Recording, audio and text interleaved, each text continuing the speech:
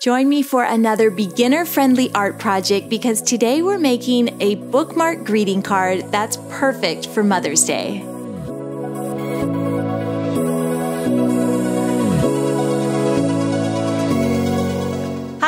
What's up? My name is Shayda and today we are doing a little crafty art project.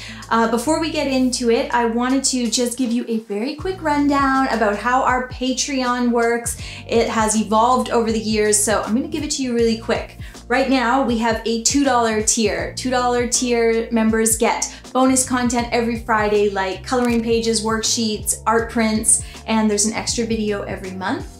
$5 tier gets all of that bonus content plus all of our YouTube videos ad-free. So if you don't like watching those ads, you can find them on Patreon.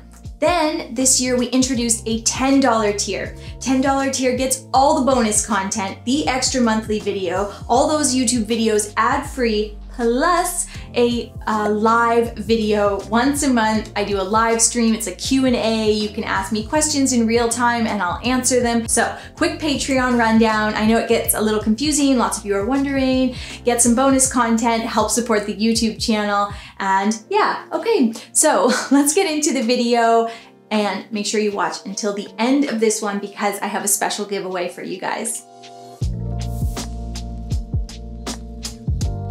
Let's talk about the supplies that we will be using to make our bookmark cards. So this is pretty much everything I'll be using. I have 140-pound cold pressed paper. I'll put that over there. You'll need to cut it, so you can use a cutting mat, ruler, and paper knife like me, or scissors, whatever. I also have a 1-hole punch or a single hole punch and some twine, but you could use ribbon or string. Then I have some watercolor paints. Anything goes as far as those paints. I have a synthetic pointed round brush and a glass of clean water with paper towel for blotting. And then when it comes to finishing the card, you'll need a Sharpie, a fine liner, whatever you happen to have on hand.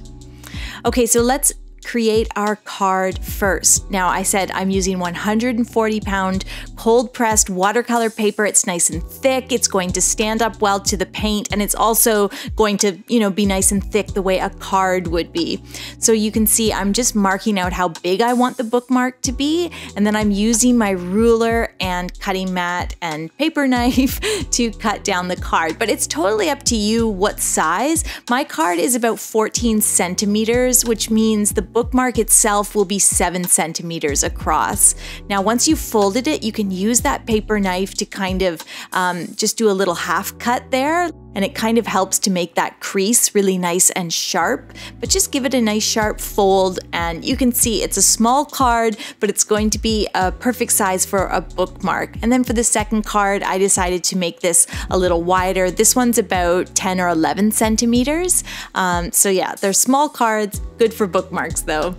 So let's get going on our painting. I am using my Muñoz 48-pan watercolor set, and what I'm doing is just mixing up a whole bunch of pinks and browns. You want to get your brush nice and wet and scrub at the watercolor pan, and then you're going to bring that pigment onto your palette, mix it with lots of water.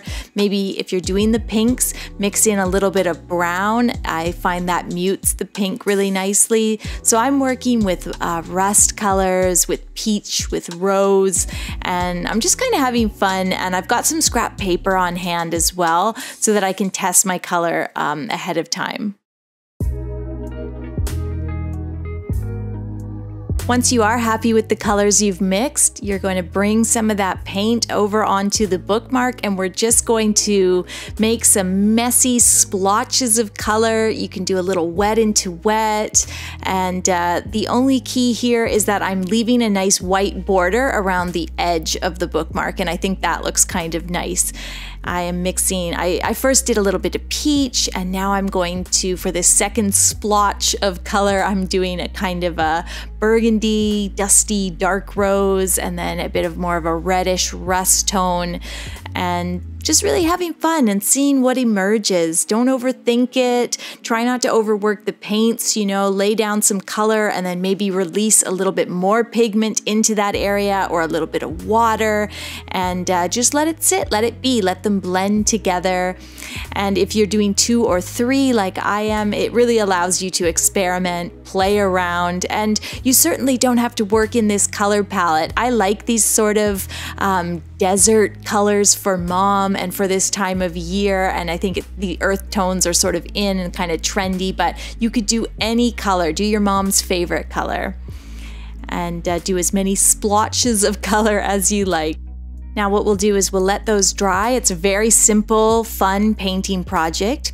And once they have dried completely, we're going to add a little illustration to each of them. So beginning in pencil, you want to draw a simple silhouette of a leaf or branch or flower. Keep it simple, keep it minimal, and I think that will be the most successful.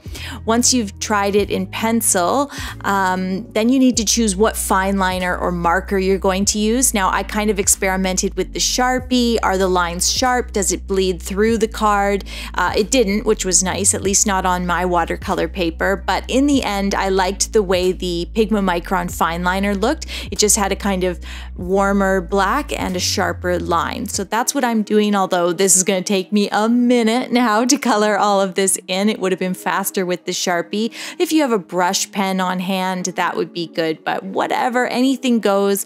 I also considered doing this silhouette in brown, but in the end, I just liked the intensity of the black. It's just so classic. And then another thing I wanted to mention was that you don't have to color the leaves in their entirety. You could do some line shading, like that looks kind of pretty, but again, I liked the sort of intensity of the darkened silhouette. So that's what I went with. Once you're done, if the leaves need to be kind of reshaped at all, you can do that. Thicken those branches and stems if you like, and that's pretty much it. I'll do another one on my second card, and I'm doing 2 cards so you can see kind of how you can vary this. There's so many ways to make this your own by changing up the color, changing what the silhouette is.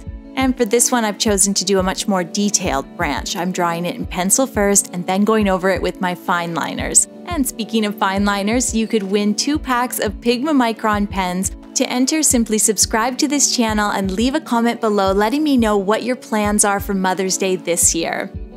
And I will continue on with my branch illustration. I am using the Pigma Micron 05 nib for this, if you're wondering.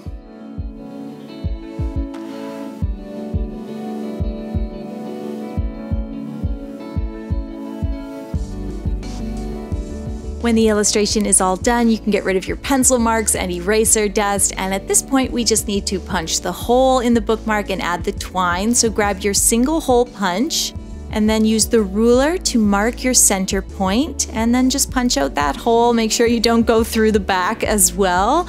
I'll do the second card, just punching the front of the bookmark, not all the way through the card. And then to add the twine, just make a little loop, put the loop through the hole, and then pull the ends through that loop. So you get a nice, pretty little tie on the end there. And I'll just kind of trim that down a little bit. This would also look so pretty with a bit of string or ribbon would look really nice. This is just what I had on hand. And I think it kind of looks cute with those dark peaches and rust tones. So yeah, that's pretty much all there is to it. Now you've got a card that has a beautiful bookmark for the front, and what we want to do now is use those fine liners to write a message. Same old here. I'm going to do it in pencil first. I always do everything in pencil, and I am using a cursive for the word happy and a simple uppercase print for the Mother's Day. We'll also add a dotted line in the crease and go over everything with our fine liner, so let's do that. I am using the Pigma Micron 05 nib, I believe, for all of this, and I'll even write the Love Shayda in pencil first. And then I'm using a gray pen. This is a Le Pen from Jet Pens, and I am going to just do a freehand dotted line down that crease, and then I think I'm going to just write a little message with an arrow arrow saying like cut along the dotted line, or I put cut here and enjoy this as a bookmark, which sounds kind of stiff and kind of like you don't know your mom. You could just tell her that, but you can write whatever you like. And for this second card, I decided to write mom on the front, and then inside I put love you, and then I just put cut here because that's a little bit more casual. And I think your mom can figure out that the front is a bookmark. Remember, you can print my card on Patreon, so head over there for all the bonus content, and I really hope you'll give this a try yourself. It's a great card for any occasion, for anyone. Thanks for watching, and don't forget to hit that subscribe button.